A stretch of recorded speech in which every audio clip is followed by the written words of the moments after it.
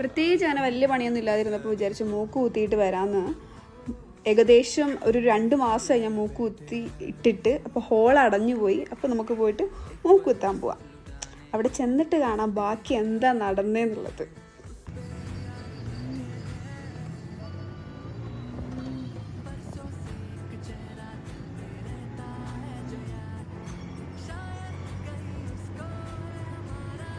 थोड़ा दर्द होता है सहन करना खेत दमने का होता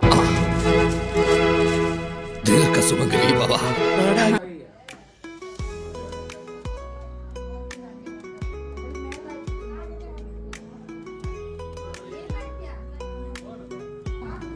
देखना नहीं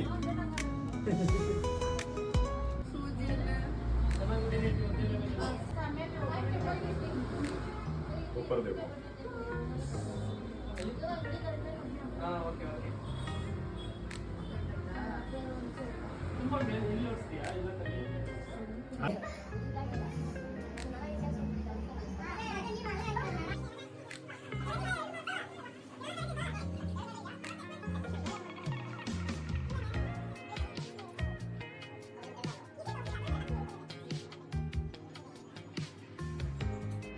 നിങ്ങൾ കണ്ടില്ലേ, വലിയ പെയിനൊന്നും എടുത്തില്ല, ചെറിയൊരു പെയിനേ ഉണ്ടായിരുന്നുള്ളൂ.